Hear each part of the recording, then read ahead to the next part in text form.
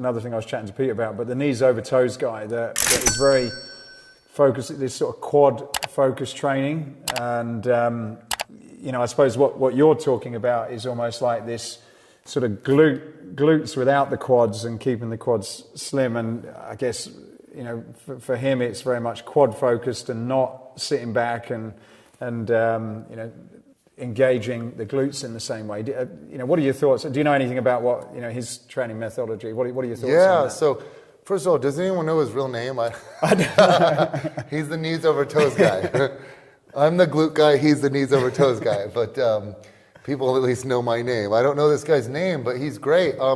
So first of all, I'm a certified strength and conditioning specialist. I love it all. I did make an ebook, How to Grow the Glutes Without Growing Your Legs, because women want that. But I tell them in the book, most of you, the vast majority of you should be training your legs. When all my clients, I have them training their legs. But a lot of women, they think I'm quad, you hear that from everyone, I'm quad dominant. And that's because, you know, they have some leg development. But a lot of it's just, if you get heavy, you have big legs. A lot of it's fat. So they think, oh, I have big legs, I'm quad dominant. No, you need to lose weight and get down to your ideal weight that you like, and then you'll see that, you know, you actually don't have a lot of muscle there. You need to strengthen that. You should strengthen everywhere. But anyway, so I love quads. I love hamstrings. I love everything. I've studied everything. I've studied grip training. I know I don't want to say I know everything. Yeah, but everything. I have studied everything. I've been in this field. I started studying hard when I was 15. I've been studying for 30 years and lifting for 30 years. Training people for 25 years. So I love quads. This knees over toes guy I haven't tried it. I need to try it. But he's done an amazing job, similar to what I did for glutes. Everyone was like, oh, just squat. And when I came out, I got so much hate. Everyone's like, look at this idiot what's this stupid hip thrust exercise? It looks vulgar. It's, you know, just squat. No, do this exercise. And he comes onto the scene in a similar way, and everyone's like, oh, what an idiot. Everyone knows knees over your toes are dangerous. And he's saying no. And he walks the walk. He had severe knee pain, and he said, I had the worst knee pain out of anyone I've ever known. And I get knee pain, so I'm very interested in this. And I've looked into his model, and he does a lot of backwards sled dragging. Mm-hmm. He does a lot of split squats where you progressively get to where you can go further and further your knees over your toes and do these split squats. And he does these like sissy squats and reverse Nordics where you're going back, getting a huge quad stretch. And he even recommends strengthening the tibialis and the hip flexors, the whole anterior chain. He's the first guy, you know, it's funny, because I've said some of these things in some of my writings back in the day, but never a comprehensive, train this whole front chain and strengthen the tendon. You know, there's always been a little nebulous whether you can, like, it makes sense. There's Wolff's Law of Bone, where bone gets stronger, bone adapts according to the lines of stress you place upon it. And then there's Wolff's Law of Bone, and then Davis's Law of Soft Tissue. Soft tissue strengthens according to the lines of stress placed upon it. But we don't have a lot of evidence, but a new paper just got published, and it looked at identical twins. And one twin was sedentary, the other twin was involved in some sport that had an aerial phase, meaning it wasn't just walking, it was something where you jump or sprint.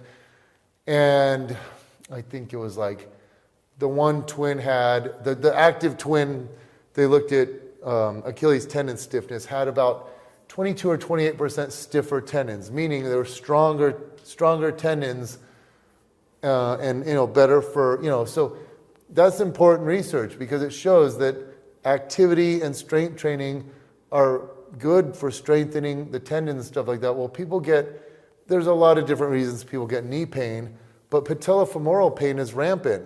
And if you've ever had it, it's this kneecap pain, and sometimes it's, you know, the quadriceps tendon, sometimes the patella tendon, sometimes the kneecap, it just hurts. I used to get it as a kid and a lot. Pain shuts down muscle activation. And it also decreases your NEAT, meaning if I go,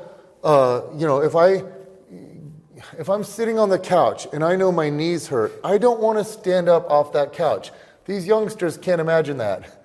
But I'm around here, people are always over at my house, and I'm like, hey, Alex, can you grab me a diet soda? Or, hey, will you grab me a yogurt and a big spoon or whatever, you know what I mean?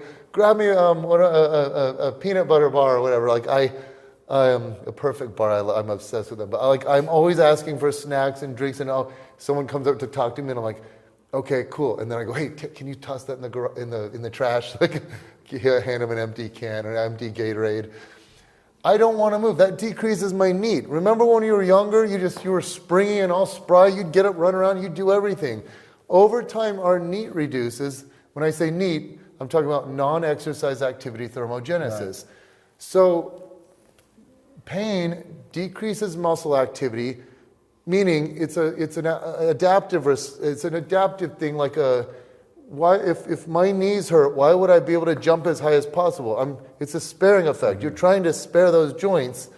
It's probably an evolutionary thing. You're smart for doing that. Yeah. It's trying to protect something some of the time. Sometimes pain is irrational, but sometimes it's smart to do so. So, if you can theoretically strengthen the connective tissue, the tendons, all the different soft tissue, and well, he did it to himself. He got out of pain. And I should mention, my pain scientist friends would always want me to mention, like, there's so much more to pain than just biomechanics and posture and structure and all that. There's a psychological component to it, a sociological. There's a lot. Pain is very complex. Strength coaches tend to make it just about biomechanics. But anyway, this guy, in my opinion, is doing a great thing for the world. He's telling people no, because you hear these people, you do a squat and people go, oh my God, your knees went over your toes. You still hear that all the time. Well, Olympic lifting, if you squat deep, your knees have to go over your toes.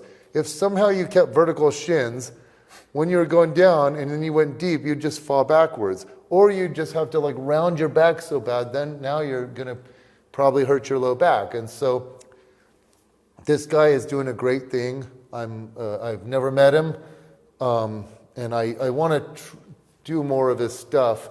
It's just so hard to when you have a routine to start implement. People probably do that with my glute stuff. They're like, I have my workout. How do I get started? And I'm like, don't just jump into one of my programs. Just start doing hip thrusts on your leg day. Just start doing hip thrusts.